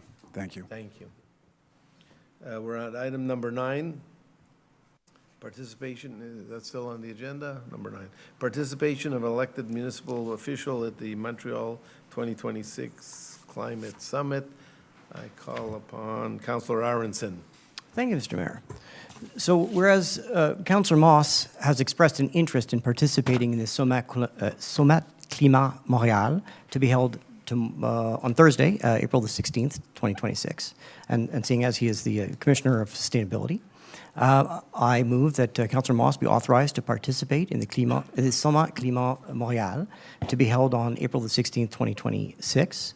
I further move that a maximum of $500, being $480 for registration fees and $20 for meals, be authorized for this purpose upon presentation of supporting documents, of course. And that further, that the amounts required for this expenditure be taken from the available funds under budget item 02-110-00-311. Do I have a seconder? Thank you, Paul Levine. All in favor? Aye. Any opposed? No, thank you. Motion carried. Item number 10, acceptance of a donation of an artwork, The Eternal Circle by Mr. Vittorio Canta. I call upon Councilor D'Amico. Merci, Monsieur le Maire. C'est rare qu'on a l'opportunité de faire une résolution éternelle. Donc, dans ce cas ici, attendu que Monsieur Vittorio Canta, ancien résident et artiste, a offert à la ville de Westmount le don de son œuvre, The Eternal Circle, I move that Council accept the donation of the artwork, The Eternal Circle, offered by Mr. Vittorio Canta, that the final location of the artwork be determined by the administration after its completion, that a written agreement be entered into with Mr. Canta upon delivery of the artwork in order to set out the conditions, terms of the donation, and the respective responsibilities of the parties, and that the Director General be authorized to sign said agreement on behalf of the city. Thank you very much. Do I have a seconder? Councilor Chomsky, all in favor? Mr. Mayor, if I could just make a comment? Yes. I just want to acknowledge the role that Antonio played in connecting the artist with the city. We've been briefed and have shown, been shown the artwork, and I just wanted to thank you and acknowledge your role in putting that together. So thank you. Thank you, and Thank you. Thank you very much. Item number 11, are we continuing with that? At 11,000? Okay, so I call upon Councillor Aronson. Yeah, thank you, Mr. Mayor. Those of us in this room tonight have a little bit more of a vantage point as to why this next motion is unfortunate and necessary, and I must say that it brings none of us any pleasure in bringing forth this particular matter. So whereas the conclusions in the matter of the City of Westmount versus Mr. Sam Fatal, confirmed on October the 21st, 2023 by the Court of Appeal, and the terms of the settlement that was homologated in 2017 in the file bearing court number 500-17-324-159, excuse me. And whereas the recent conduct of Mr. Fatal towards city employees and elected officials, both past and present, has been difficult to manage, on behalf of this council, we feel that something must be done in order to ensure the safety of our elected officials and our employees, as well as any residents who happen to be in the vicinity of this gentleman when there might be a problem or an issue. So I move that the City of Westmount take all necessary legal resources to put an end to the conduct of Mr. Fatal, including proceedings for contempt of court. And that further, council grant a mandate to IMK Avocat Incorporated to represent the city in any proceedings undertaken pursuant to this resolution. Further, that council authorize an initial expenditure of $11,000, taxes included, and that the amounts required for this expenditure be taken from the available funds under budget item 02-140-00-412. And finally, that the city clerk be authorized to sign on behalf of the city any document or proceeding required to give effect to this resolution. Thank you. Do I have a seconder? Councillor Moss, all in favor? If I may, Mr. Mayor, again, I take no pleasure in this, but there comes a point at which if threats are made against members of the administration or elected officials or members of the public, it's not a personal issue. It is a question of the principle that in this city, we believe in law and order, and there are certain things that no resident can be permitted to do, even if that person may be of a certain age or have difficulty with illness, even if some of us believe that they are not a threat, even if we would prefer to spend this money on something else. We must ensure that we do not allow situations like this to spin out of control because we are reluctant to take action, even though it may pain us to do so for any one of our residents. Thank you. And with that, I'd urge you, please, to all vote in favor. Item number, I think we voted. I think we We all got to vote. voted. Item number 12. We have to vote. What? I thought we all voted. Are you able to record the vote? Or should we vote again? We all voted, except Amico, who's against, I understand. Against? yeah, I'm against, yes. I'd like to make some comments, if I may, Mr. Mayor. Monsieur le maire, selon la MAMACH, la ville de Westmount dépense beaucoup d'argent sur des frais juridiques. On a publié la semaine passée sur notre site web tous les montants, donc on est complètement transparent. Tous les montants que la ville a déboursés durant l'année a été publié sur notre site. Vous pouvez regarder vous-même le montant d'argent qui est dépensé sur les avocats à Westmount. Selon la MAMACH, c'est préoccupant. Mr. Mayor, the question before me, the way I see it, is an 84-year-old man a threat to public safety? In my opinion, an 84-year-old man is not a threat to public safety. For me, a threat to public safety is, for example, a protester who burns flags, a protester who throws, something in the garbage and lights fires, or even, a Doberman running next to a baby carriage in Summit Woods. That, for me, is a threat to public safety. An 84-year-old man, somebody who is a bit difficult, we have our partners, which are the agglomeration. We have the SPVM that handle anything that borders a threat or a nuisance or a disturbance. So we have our partners that are free of charge. We pay through our taxes to have the SPVM. So if somebody is causing a disruption or if somebody is not well, we have Urgence Santé, we have SPVM, which do the job free of charge. It's very important to offer constructive criticism to the legal department. So my constructive criticism to the legal department is there any other way that could have been done without spending $45,000 on this case? 11,000. We authorized 11,000. Which will eventually go up. So, for example, this person had an agreement which the person respected, and there was no problem. So I'm in constant contact with the person. I see him every once in a while. The person is extremely respectful. I have no problem. The person is a taxpayer. There's just no issue. The person wants to attend council meetings. There are 12 council meetings a year. There may be 4 specials, so we're looking at 16 meetings. And the person wants to sit there, and the person does not pose a threat to public safety. So I'm really against spending public money on this amount. But this is symptomatic of a bigger problem, that we're spending too much money on legal fees, and we're not looking at constructive ways to save on legal fees and maybe look at arbitration or maybe look at different things. So I'm challenging the legal department and our Commissioner of Legal Affairs to do everything possible to try to reduce our legal expenses through imaginative, creative thinking. That's all I have to say. Thank you very much. Okay, on to the next item.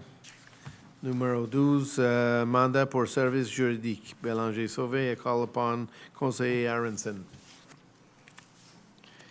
Well, while we're on the topic of legal expenses, we've got another one. So, as this one is every dollar counts, right? But this is a matter concerning the reserve that was placed by this council on a certain lot in the PPU zone on St. Catherine Street. And whereas the city has placed a public reserve on lot 4143126, which is owned by the plaintiff. It's a numbered company called 9280-8120, Quebec Inc. And whereas on March the 17th, 2026, the plaintiff filed a lawsuit seeking a declaration that the public reserve be made null and void. I move that the city defend its position and the decision and will of council by retaining Bélanger Sauvé, SENCRL, to represent the city in file number 500-17-137600-216, that an expenditure of $10,000, taxes included, be authorized for this purpose. I further move that the amounts required for this expenditure shall be taken from the available funds under budget item 02-140-00-412. And finally, that the clerk be authorized to sign any and all documents required to give effect to the present resolution. Thank you. Do I have a seconder? Councillor Chada, all in favor? Aye. Any opposed? No, thank you. Item 13, we're starting section on contractual matters, awarding of a contract. I call upon Councillor Chomsky. Thank you, Mr. Mayor. This item has to do with the tender for the modernization and code compliance of elevators, both at Victoria Hall and also at the Public Security Building on Stanton. I therefore move that contract PUB 2026-005 be awarded to XE Solutions, Inc. for the modernization and code compliance of elevators, that an expenditure of $1,890,107.16, all taxes included, be authorized for this purpose for 2026. That an expenditure of $681,467.60, all taxes included, be authorized for this purpose for 2027, and that the amounts required for this expenditure shall be taken from the available funds under budget item 23-312-04008, and that the Director of Engineering be authorized to sign any documents required to give full effect to this resolution. Thank you. Do I have a seconder? Councillor D'Amico. All in favor? Aye. It's expensive, but it's 3 elevators. Item number 14, awarding of a contract for rehabilitation of Grosvenor Avenue. I call upon Councillor Chomsky. Thank you, Mr. Mayor. This item has to do with the contract for the rehabilitation of Grosvenor Avenue with regards to the roadway drinking water main between the boulevard and the northern limit of the city. I also have to say that this item gives me great pleasure as the Commissioner of Infrastructure, as it represents the first of many items that will be brought to Council for approval that were all approved previously under our PTI budget, a PTI budget that I will remind the Council and those watching at home as well that this Council is very much decided to make a difference in the immediate future in terms of reinvestment in our infrastructure, and therefore it gives me great pleasure to move that contract PUB 2026-008 be awarded to Kojalac Inc. for the rehabilitation of Grosvenor Avenue, that an expenditure of $2,196,632.56, all taxes included, be authorized for this purpose, that the amounts required for this expenditure shall be taken from available funds under budget item 23-310-10010, and that the Director of Engineering be authorized to sign any documents required to give full effect to this resolution. I just want to point out a couple of things. First of all, half the cost is $1.9 million plus tax. Half the cost is for the water service underneath, the water mains, qui date de 1915, plus vieux que moi et elle ensemble. And we get a 70% grant from the province for the water part. The water part grosses $840,000, and we will get a grant, which is not reflected in here yet, approximating $590,000. Do I have a seconder? I think it was Councillor D'Amico. All in favor? Aye. Any opposed? Thank you. Motion carried. Mr. Mayor, I'll also just add that hopefully this will be a sign of a positive trend, but the approved bid that we have now approved came in 12% lower than the estimate. So hopefully going forward, we can get more done and get more value for our tax-paying dollar. Thank you. Thank you. Item number 15, awarding of contract planting and green spaces maintenance. I call upon Councillor Aronson. Thank you, Mr. Mayor. Whereas the city has conducted a public tender, PUB 2026-011 for the planting and green spaces maintenance of 2026. And whereas numbered company 91908673, Quebec Inc., is the lowest compliant bidder, and that I would move that the contract PUB 2026-011 be awarded to said 91908673 Quebec Inc. for the planting and green space maintenance, and then an expenditure of $347,707.40, all taxes included, be authorized for this purpose, and that the amounts required for this expenditure be taken from the available funds under budget item 02-751-10-457.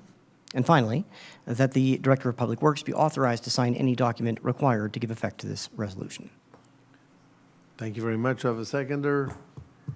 Councillor Chamy, all in favor? Aye. Any opposed? No. Motion carried. Thank you very much. Prochaine 16.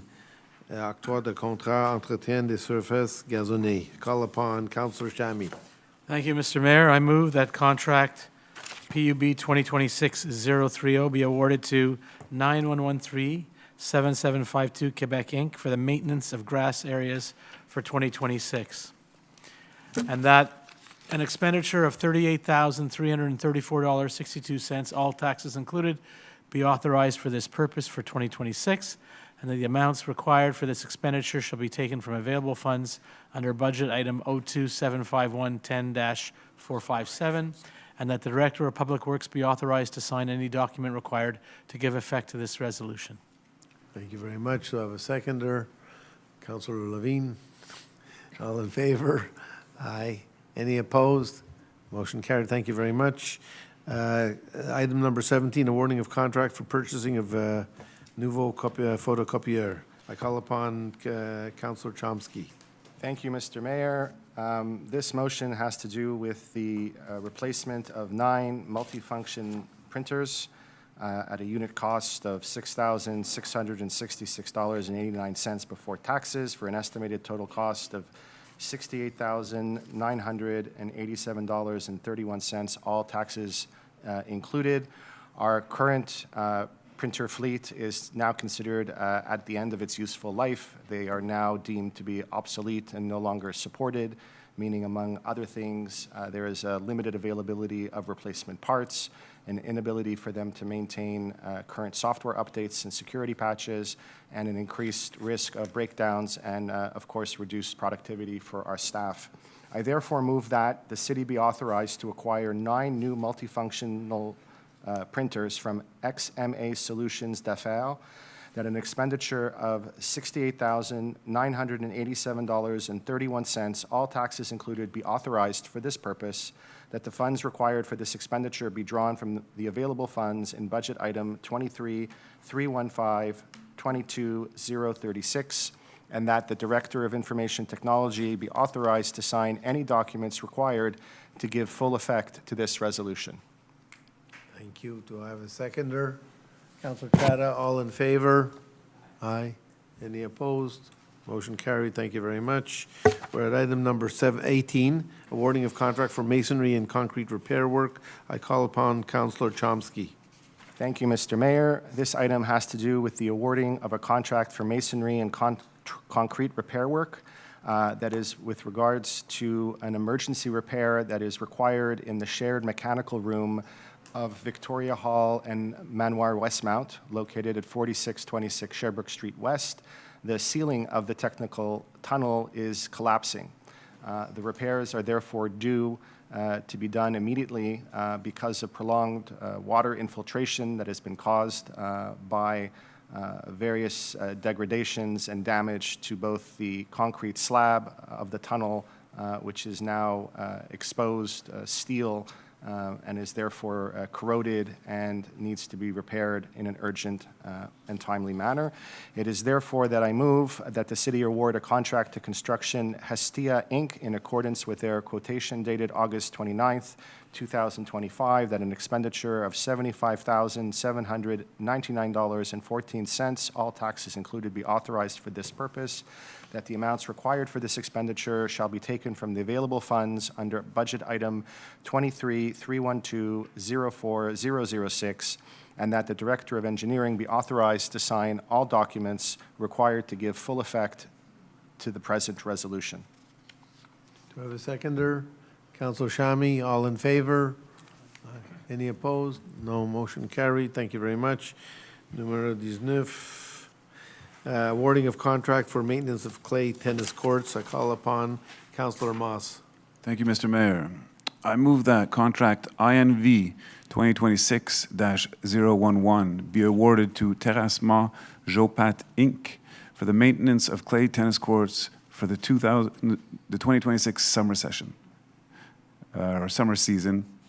That an expenditure of $68,042.21, all taxes included, be authorized for this purpose, that the amounts required for this expenditure shall be taken from the available funds under budget item 02-751-30-522, and that the Director of Culture, Sports, Recreation, and Social Development be authorized to sign any documents required to give full effect to this resolution.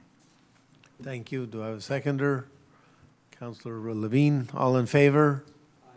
Any opposed? Motion carried. Thank you very much. Numéro 20, octroi de contrat d'acquisition d'ordinateur portable. Conseiller Chomsky. Merci, Monsieur le maire.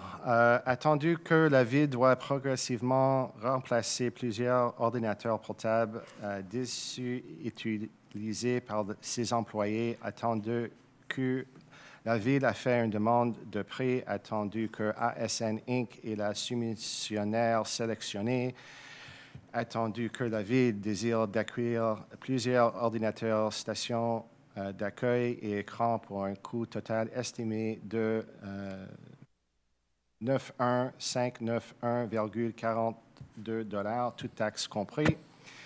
Il est proposé par le conseiller, par moi, que la ville soit autorisée à accueillir l'équipement informatique requis tel que prévu à la proposition reçue de ASN Inc. datant du 10 mars 2026, qu'une dépense de 91591,42 sous, toute taxe compris, soit autorisée à cette fin, que les sommes nécessaires aux fins de cette dépense soient puissées à même les crédits disponibles au poste budgétaire 23315-22006 et que le directeur des technologies de l'information soit autorisé à signer tout document requis pour donner plein effet à la présente résolution. Merci. Le prix est 79 000 plus taxes et ça inclut 27 ordinateurs et 15 écrans. Alors, do I have a seconder? Councillor Chada, all in favor? Aye. Any opposed? No. Motion carried. Urban Planning, 21. Tabling of the Planning Advisory Committee PAC meeting minutes of March 10th and 12th. I call upon Councillor Kez. Thank you. I move that council take note of and accept the tabling of the minutes of the Planning and Advisory Committee for the regular meeting held on March 10th and 12th, 2026. Thank you. Do I have a seconder? Councillor D'Amico, all in favor? Aye. Any opposed? No. Motion carried. Thank you very much. 22, approval of site planning and architectural integration programs. I call upon Councillor Moss. Thank you, Mr. Mayor. I move that Council act on the recommendations of the Planning Advisory Committee, the PAC, as set out in the minutes of the regular meeting held on March 10 and 12, 2026. There are 26 applications, and that it approve, with respect to each of them, the plans and permit conditions attached to the items listed below, and there's a table, as assessed in accordance with Bylaw 1305 on site planning and architectural integration programs. Thank you. Do I have a seconder? Councillor Levine, all in favor? Aye. Any opposed? Motion carried. Thank you very much. We are at item number 23. These are unfavorable recommendations. I call upon Councillor Chada for item number 23, 634 Sydenham. Whereas the primary role of the Planning Advisory Committee, PAC, is to analyze and issue recommendations on any application that must be submitted to it under the Act Respecting Land Use Planning and Development, CQLR CA 19-1, as well as any other urban planning and land use application referred to it by the Council. Whereas a request was submitted by the applicant for 634 Sydenham Avenue pursuant to Bylaw 1305 on site planning and architectural integration programs. Attendu que le CCE a émis un avis défavorable concernant cette demande de permis. Attendu que le procès-verbal de l'Assemblée ordinaire du CCE tenu les 10 et 12 février 2026 a été déposé lors de la séance ordinaire du 16 mars 2026. Whereas in accordance with Bylaw 1305, the City Council must adopt a resolution concerning the opinion of the PAC. Whereas the City Council is not required to approve the PAC's recommendation. Whereas the City Council finds the plans submitted by the application to be in compliance with Bylaw 1305. I move that the City Council approve the site planning and architectural integration requirements for the issuance of a permit in accordance with the plans and documents submitted as part of permit application 2025-01187 PIIA 2025-03255 for the replacement of 23 windows and 1 door. Que ces plans et documents soient joints à la présente résolution pour en faire partie intégrante. Thank you. Do I have a seconder? Councillor Levine, all in favor? Aye. Any opposed? Councillor, 2 opposed? Okay, thank you. Item number 24, which is 489 Grosvenor. I call upon Councillor Levine. Whereas the primary role of the Planning Advisory Committee, PAC, is to analyze and issue recommendations on any application that must be submitted to it under the Act respecting land use planning and development, as well as any other urban planning and land use application referred to it by the Council. Whereas a request was submitted by the applicant for 489 Grosvenor Avenue in accordance with Bylaw 1305 on Site Planning and Architectural Integration Program. Attendu que le CCU a émis un avis défavorable concernant cette demande de permis. Attendu que le procès-verbal de l'Assemblée ordinaire de CCU tenu les 10 et 12 février 2026 a été déposé lors de la séance ordinaire du 17 mars 2026. Whereas, in accordance with Bylaw 1305, the City Council must adopt a resolution concerning the opinion of the PAC. And whereas the City Council is not required to approve the PAC's recommendation.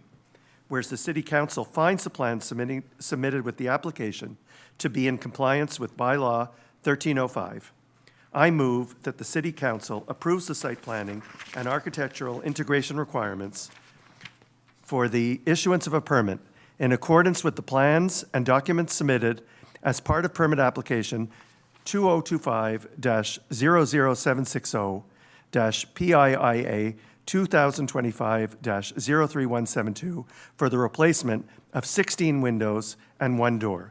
Que ces plans et documents sont joints à la présente résolution pour en faire partie intégrante.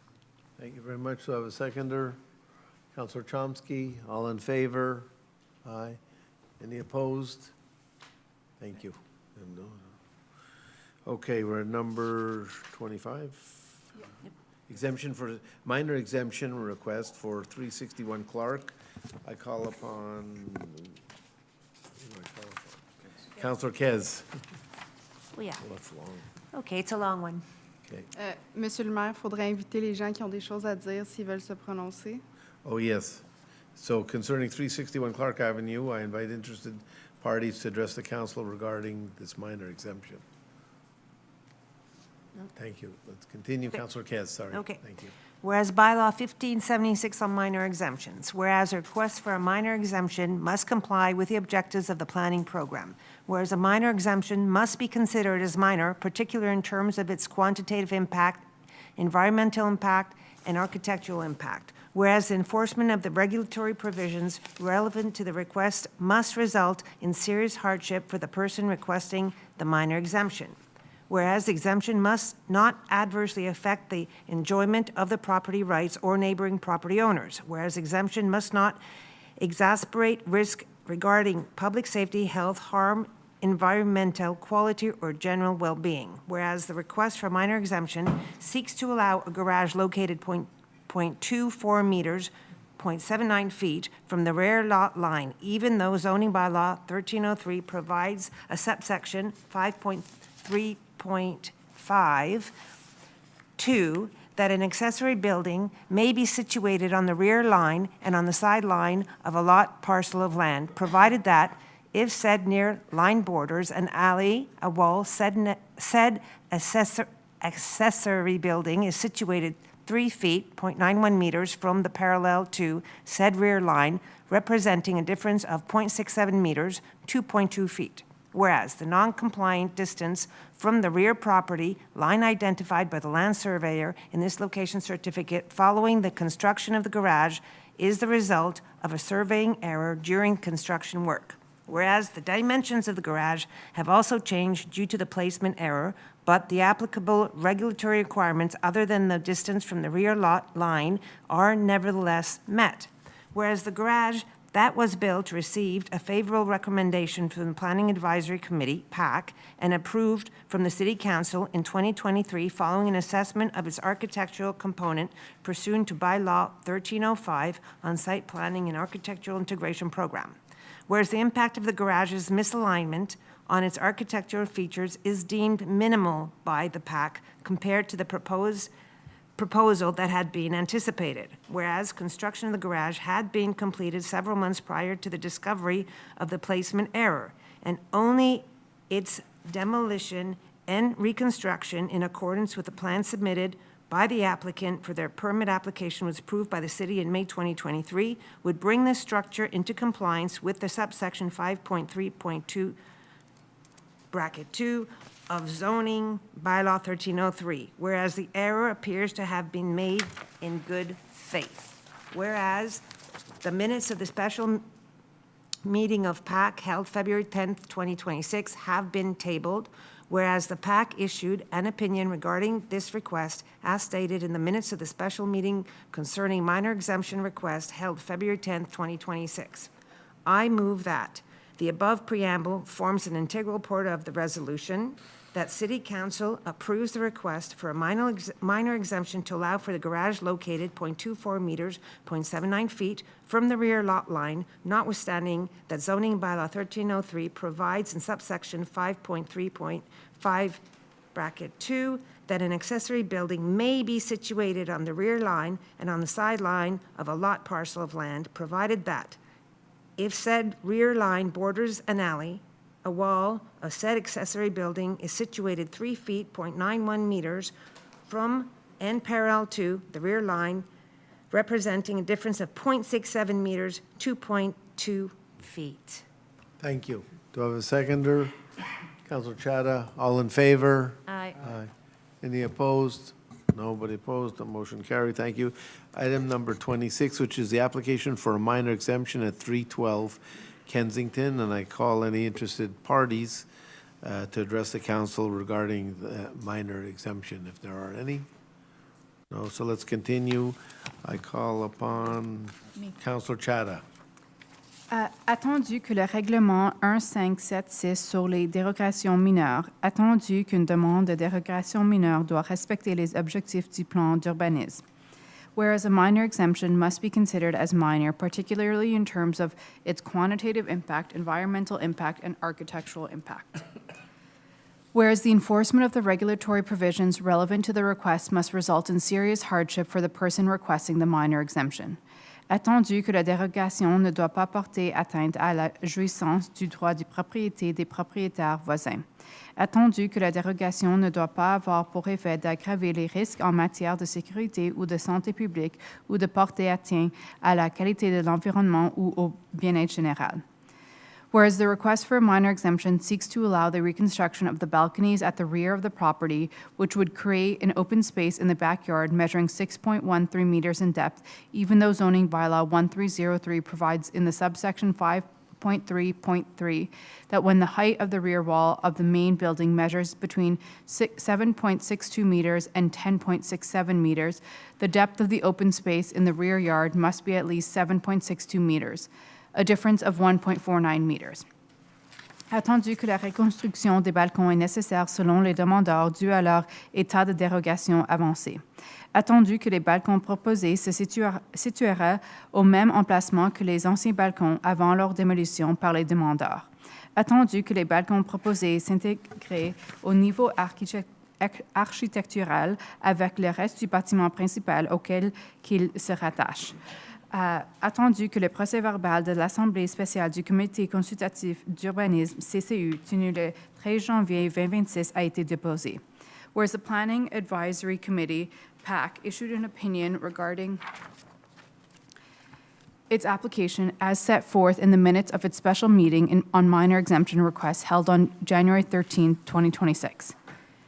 I move that the above preamble forms an integral part of this resolution, that the City Council approves the request for a minor exemption to allow for the reconstruction of the balconies at the rear of the property, which would create an open space in the backyard measuring 6.13 meters in depth, even though zoning bylaw 1303 provides in subsection 5.3.3 that when the height of the rear wall of the main building measures between 7.62 meters and 10.67 meters, the depth of the open space in the rear yard must be at least 7.62 meters, representing a difference of 1.49 meters. Thank you very much. A lot to read. Do I have a seconder? Councillor Chomsky, all in favor? Aye. Any opposed? Nobody opposed. Motion carried. Thank you very much. Number 27, I ask the greffier adjointe. Donc, le certificat relatif au déroulement de la procédure d'enregistrement des personnes habiles à voter pour le registre du règlement 1655 décrétant des dépenses et un emprunt de 10 415 000 pour des travaux de voirie et d'hydro-Westmount sur la rue Sherbrooke est déposé. Merci. Numéro 28, notion of motion bylaw 1657. I call upon Councillor Moss. Thank you, Mr. Mayor. Notice is hereby given of the intention to adopt at a future meeting of City Council bylaw number 1657 entitled Bylaw to amend the zoning bylaw and the construction bylaw in order to incorporate provisions for accessory. A copy of the draft bylaw is tabled. The object, I'll read this out. The purpose of this bylaw is to regulate the development of accessory dwellings within the city of Westmount under Section 94 of the Act to amend various legislative provisions respecting housing, CQLR 2024 C2. Current municipal regulations do not contain any provisions regarding the development of accessory dwellings. A copy of this draft bylaw is available for consultation. Thank you. Item 29, notion of motion bylaw 1661 respecting council meetings. I call upon Councillor Aronson. Thank you, Mr. Mayor. I'd like to give notice of motion of the intention to submit at a future council meeting bylaw number 1661, which will be entitled Bylaw Respecting Council Meetings. The said bylaw is now tabled. The purpose of this bylaw is to revisit bylaw 1336, which has to do with the standards and procedures for the conduct of our council meetings.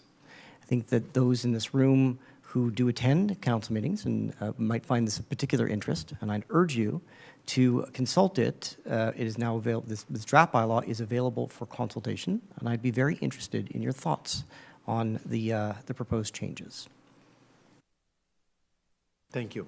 Item number 30, notice of motion bylaw 1662. I call upon Councillor Levine. Thank you, Mr. Mayor. I give notice of motion of the intention to submit at a future council meeting bylaw number 1662 entitled Bylaw Amending Bylaw 1305 on SPAIP. Je propose le projet de dit règlement. The purpose of this bylaw is to amend certain mandatory provisions in order to preserve the discretionary nature of bylaw 1305 and to make other minor corrections to wording and phrasing. Une copie de ce projet de règlement est disponible pour consultation. Thank you. Do I have a seconder? Or is no, not needed? It's a notice of motion. Item 31, adoption of bylaw 1656 on the Code of Ethics. I call upon Councillor D'Amico. Merci, Monsieur le Maire. Je m'excuse. En premier lieu, je vais confirmer que toutes les formalités requises pour la dispense de lecture de ce règlement ont été respectées et que des copies du règlement ont été remises à tous les membres du Conseil et mises à la disposition du public. J'aurais besoin que chaque membre du Conseil confirme qu'ils ont lu le règlement et qu'ils en dispensent la lecture. Yes, we read it. Okay, Councillor D'Amico. Merci, Monsieur le Maire. Donc, l'objet de ce règlement est d'établir un code d'éthique et de déontologie applicable aux élus municipaux de la Ville, en vertu de la loi sur l'éthique et de la déontologie en matière municipale, RLRQ CE-15.1.0.1.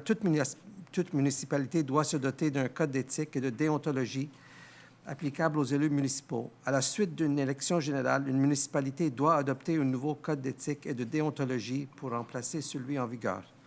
Attendu que le règlement 1651 sur le code d'éthique et de déontologie des élus municipaux a été adopté par le Conseil le 3 février 2026, Attendu que la publication d'un avis public entre l'avis de motion et l'avis de règlement, l'obligation prévue à l'article 12 de la loi sur l'éthique et la déontologie en matière municipale a été omise. Attendu que le processus d'adoption du règlement a été repris afin de respecter l'ensemble des exigences légales applicables. Attendu qu'aucune modification n'a été apportée au règlement depuis l'avis d'adoption donné le 17 mars 2026. I move that bylaw number 1656 entitled Bylaw on the Code of Ethics and Conduct for Elected Municipal Officers be adopted. Thank you. Do I have a seconder? Councilor Chomsky, all in favor? Aye. Any opposed? Nobody opposed. Thank you. Item number 32, which is the adoption of bylaw 1658, further amending 1575 to establish a planning advisory committee. I ask to call upon the assistant clerk. Donc, je confirme que toutes les formalités requises pour la dispense de lecture de ce règlement ont été respectées et que des copies du règlement ont été remises à tous les membres du Conseil et mises à la disposition du public. Est-ce que chacun des élus peut me confirmer qu'il ou elle a lu le règlement et que la lecture en est dispensée? So declare. Okay, call upon Councilor Kez. Yep, the object. Okay, the purpose of this bylaw is to further amend bylaw 1575 by modifying certain provisions applicable to the Planning Advisory Committee, PAC. The proposed amendments notably aim to reduce the number of alternative members to the committee and to modify the responsibilities of the committee secretary. Since the notice of motion, no amendments have been made to the draft bylaw. Whereas the notice of motion regarding bylaw 1658, further amending bylaw 1575 to establish a planning advisory committee was given at the council sitting on March 17, 2026, and the draft bylaw was tabled at that time. Whereas a copy of the aforementioned bylaw 1658 was provided to the members of the council at least 2 days prior to the sitting, whereas all council members present state that they have read the draft bylaw and waive its reading, I move that bylaw 1658, entitled Bylaw Further Amending Bylaw 1575 to establish a planning advisory committee, be adopted. Thank you. Do I have a seconder? Councilor Chada, all in favor? Aye. Any opposed? No. Thank you very much. Item number 33, adoption of bylaw 1660 to establish hydro rates. I call upon the greffier adjoint. Donc, je confirme que toutes les formalités requises pour la dispense de lecture de ce règlement ont été respectées et que des copies du règlement ont été remises à tous les membres du Conseil et mises à disposition du public. Est-ce que chacun des élus présents confirme qu'ils ont lu le règlement et que la lecture en est dispensée? I call upon Councilor D'Amico. Thank you, Mr. Mayor. The purpose of bylaw 1660 is to authorize the implementation of new electricity rates for Hydro Westmount customers to reflect the increase projected by Hydro Quebec. Since its tabling at the regular meeting on March 17, 2026, the rates in the draft bylaw have been amended in accordance with the Régie de l'Énergie's final decision. Whereas a notice of motion regarding bylaw 1660 to establish rates and certain conditions for the supply of electricity for the year 2026-27 was given at the council sitting on March 17, 2026, and the draft bylaw was tabled at that time, whereas a copy of the aforementioned bylaw 1658 was provided to the members of the council at least 2 days prior to this sitting, whereas all council members present state that they have read the draft bylaw and waive its reading, I move that bylaw 1660 entitled Bylaw to Establish Rates and Certain Conditions for the Supply of Electricity for the year 2026 be adopted. Merci. Do I have a seconder? Councilor Levine. All in favor? Any opposed? No. Thank you very much. Next section is Human Resources. Item number 34, appointment of the Division Chief Hydro Westmount Customer Service. This is an existing position which was vacant. I call upon Councilor D'Amico. Merci, Monsieur le maire. Donc, je propose que le Conseil approuve la nomination permanente de Monsieur Daniel Haig-Marachian au poste de chef de division service à la clientèle à Hydro-Westmount à compter du 15 avril 2026, et ce, conformément aux conditions de travail et de rémunération du personnel cadre. Que sa rémunération soit fixée selon le groupe de traitement 8 au taux 2026 provenant des fonds disponibles au poste budgétaire 02-810-11-111 et que cette nomination soit assujettie à une période de probation conformément à la Convention sur les conditions de travail et de rémunération du personnel cadre. Thank you. Do I have a seconder? Councilor Chada, all in favor? Aye. Any opposed? No. Thank you. Motion carried. Item number 35, which is, sorry. Sorry, Mr. Mayor. No, I'm voting, Oh, I'm voting for, Mr. Mayor, I just wanted to welcome Mr. Daniel Haigmarashian to the Hydro Westbound team. Thank you. Thank you. We welcome him. Item number 35, appointment head of division, mechanic and buildings at Public Works Department. There were two people fulfilling this role essentially who left a while ago, and we're replacing the two effectively with one new person. So I call upon Councilor Shami. Thank you, Mr. Mayor. I move that council approves the contractual, appointment of Mrs. Jasmine Cyril Imen McPaco to the position of Head of Division, Mechanic and Buildings for the Public Works Department as of May 11th, 2026, in accordance with the terms and the conditions of employment and the compensation for management personnel. That compensation be set according to pay grade 6, 2026 rate from the funds available in budget item 0231000111. And finally, that this appointment be subject to a probationary period in accordance with the agreement on working conditions and remuneration for management personnel. Thank you very much. Seconded by Councilor D'Amico. All in favor? Aye. Aye. Any And opposed? Mr. Mayor, I, like Councilor D'Amico, wish to welcome Madame McPaco to the position. Thank you. We agree. Item number 36 is the contractual appointment, project manager, urban design, to replace somebody by contract for mat leave. I call upon Councilor Moss. Thank you, Mr. Mayor. I move that council approves the contractual appointment of Mr. Jonathan Michael to the position of Project Manager, Urban Design for Projects and Territory Management Office as of April 20th, 2026, in accordance with the terms and conditions of employment and compensation for management personnel.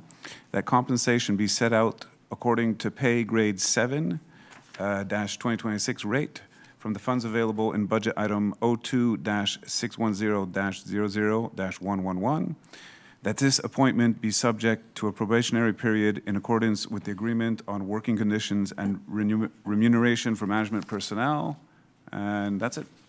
Thank you very much. Do I have a seconder? Councilor D'Amico. All in favor? Aye. Any opposed? As is the new tradition, I would like to welcome Mr. Jonathan Michael to our team. Thank you very much. Item number 37, which is a continuation of a lawsuit filed by the bilingual municipalities contesting certain provisions of an act respecting French, the official and common language of Quebec. There are many, many cities involved with this action. It was started and supported prior to us, and we're just renewing it. It's the last balance of work, as I understand it. I call upon Councillor Aronson. Thank you, Mr. Mayor. So this is, as you said, a continuation of a motion originally passed in 2023 that I and Councillor Chami was the seconder on that motion, to join with 22 other municipalities with bilingual status from across Quebec who have filed an action for judicial review challenging parts of Bill 96. And in particular, this legal action covers 5 areas. They have to do with contracts and communication, with the obligation to adopt resolutions to maintain our bilingual status, illegal searches and seizures, barriers to getting and keeping government grants, and the obligation to discipline employees, all of which fall under this new provincial law. As we've had some excellent legal work done on this file, and we wish to continue to join with the other 22 cities in order to continue that action. I'm going to do the whereases quickly. Whereas we have agreed to join as co-plaintiff in a legal action contesting these provisions of Bill 96, and we desire to reiterate the mandate to the law firm of Gray Casgrain, SENC. And whereas the city has agreed to share these legal fees and costs with the other co-plaintiffs on a pro rata basis, established on the basis of population, said fees are going to be coordinated by the city and paid at the end of each quarter.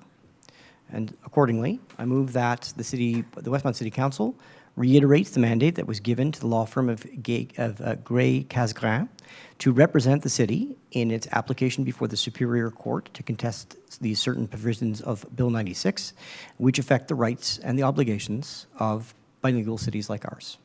And further, I move that the city commits to sharing the legal fees and costs with the other co-plaintiffs on a pro rata basis based on the relative size of its population. And to that end, I move that an expenditure not exceeding $1 per resident of the city be reserved by each of the co-plaintiff municipalities, and so in our case, that would be $1 per Westmount resident, for all necessary expenditures to cover the application and the pleadings in said proceedings before the Superior Court, and that the amounts required for this expenditure be taken from the available funds under budget item 02-140-00-412, and that the city clerk be authorized to sign on behalf of the city any document or proceeding required to give effect to this resolution. And finally, that the city of Côte-Saint-Luc receive the payments for the law firm of Gray Casgrain for all legal fees from all the municipalities involved in this action. They are our point person, as it were. And I urge my fellow councillors to join me in passing this motion to continue this this very important. Do I have a seconder? Councillor Levine, all in favor? Aye. Any opposed? Nobody opposed. Thank you very much. Item number 38, amendment to contract PUB 2024-021. It's complicated, hold right up here. This is has to do with the Roslyn Stairs, and most of the work was done and paid for, and what we're voting on really is an amount of an additional, the last amount that's due of $31,000. I call upon Councillor Chomsky. Thank you, Mr. Mayor. This has to do with professional services for the restoration of the Roslyn Public Stairway that, as you mentioned, spans multiple fiscal years, namely 2024, 2025, and 2026. Whereas a resolution adopted in 2024 authorized only the portion of professional fees related to fiscal year 2024 in the amount of $134,146.63, all taxes included. And whereas following an administrative review, it was determined that the amounts corresponding to fiscal years 2025 and 2026, representing an additional sum of $120,816.48, all taxes included, were not formally authorized by council resolution, whereas the engineering department now recommends council approval of an additional contingency in the amount of $31,838.88, all taxes included. And whereas the early resumption of work on the Roslyn Public Staircase, while beneficial to the overall schedule, requires the extended mobilization of Artelia Canada Inc.'s multidisciplinary team to ensure site supervision and conformity verifications throughout the project completion schedule for the end of June 2026. Whereas unforeseen site conditions encountered during the demolition and excavation phases necessitated the issuance of immediate change directives and complex plan revisions, particularly to ensure the protection and preservation of the numerous existing retaining walls, as well as the installation of new subsurface infrastructure in close proximity to these structures. Whereas the revised total contract value amounts to $286,798.99, all taxes included. I therefore move that the revised total amount for contract PUB 2024-021 be set at $286,798.99, all taxes included, that the amounts necessary for this expenditure be drawn from budget line item 23-310-51020, and that the Director of Engineering be authorized to sign on behalf of the city any documents to implement this resolution. Thank you. Do I have a seconder? Councillor D'Amico. All in favor? Aye. Any opposed? Nobody opposed? Carried. Thank you. Items 39 and 40 are both dépôt de procès-verbal de correction. I call upon the greffier adjoint. Conformément à l'article 92.1 de la loi sur les cités et villes, je dépose le procès-verbal de correction portant sur la résolution 2026-03-060. Numéro 40. Et pour le numéro 40, encore une fois, conformément à l'article 92.1 de la loi sur les cités et villes, je dépose le procès-verbal de correction portant sur la résolution 2026-03-077. Merci. Thank you very much. We're now at item 41, second question period.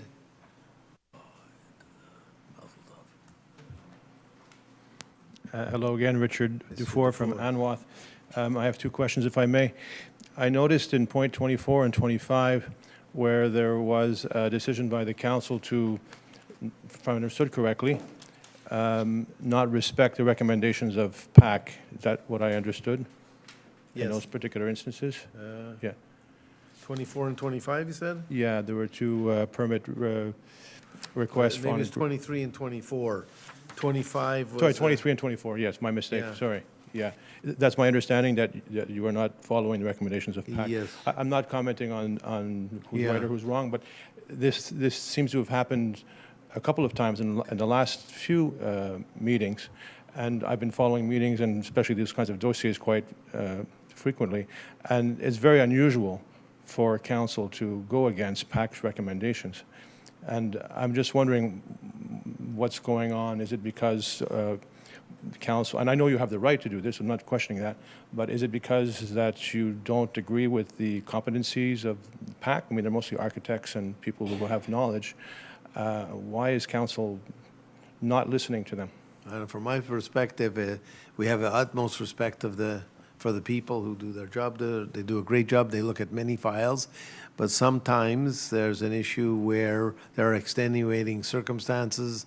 They want to do something. They already did it on another side of we approved something in the past on one wall of theirs, and they're asking to do something on another wall, whether it's a window. It's sort of extenuating circumstances that the people ask for us to look at it again, and we do. And it's a very small minority of the cases that are reversed. There are other cases that come to the council where we accept the PAC's decision.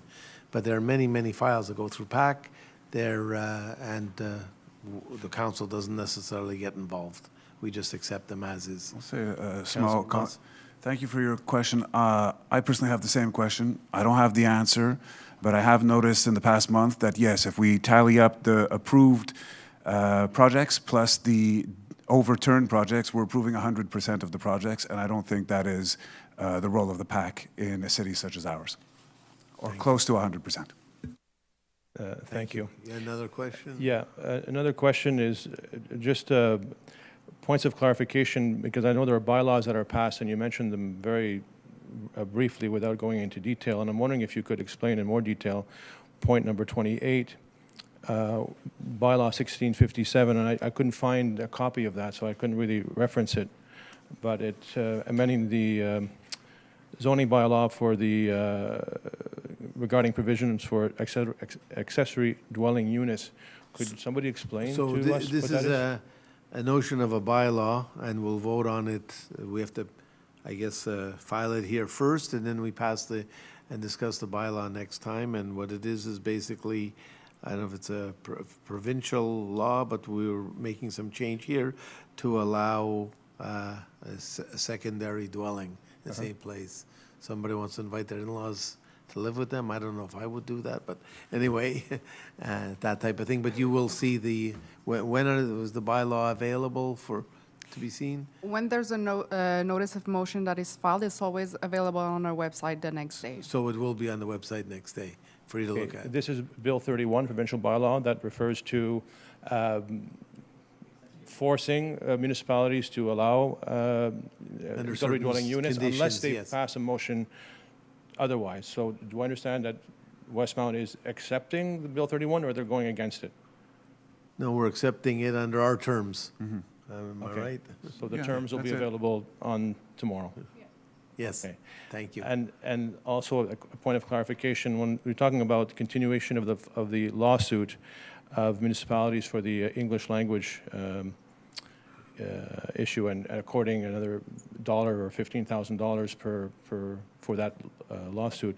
If I'm not mistaken, last council is this a continuation of what was already done, started last year? Because I remember that council said, we're putting a limit to it and we're not going to do this again. And of course, as a new council, you have the right to do what you want. But is this a continuation of something that's already been paid for? I'm told this is the tail end, and we just have a little bit of work to finish up, I believe. That's what I was told by the city of Côte-Saint-Luc, which is heading it up on our behalf. Okay. All right, thank you. Hopefully we won't spend all that money. Thank you. Thank you. Dennis Barrow, 5,000 de Maisonneuve. I'll be very quick.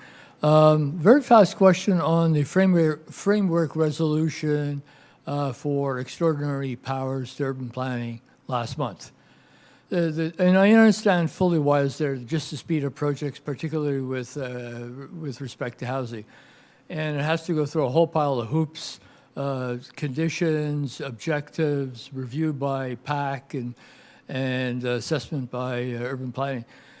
My question is, if a proposal comes, an applicant comes up with a design for the southeast for you know a property or a group of properties that's completely different from the built form that was approved in September in the special planning program, can council override the entire special planning program, the built form, the design in that in terms of size, height, density, footprint?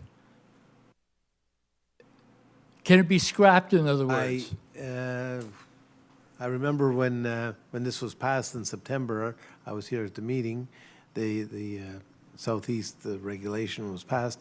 I remember the mayor said, we have something from an architect. The final project may not look exactly like that. It's a guideline, it's a zoning change, but it doesn't mean anyone who comes forward with a plan, it's got to go through the process of approval. It's got to go through the PAC. It's got to go through council. And I don't know if you wanted to add anything, Councillor Aronson. To my recollection, there is a specific provision in there saying that that projects that we considered under this framework must be in line with the stated planning vision of the city.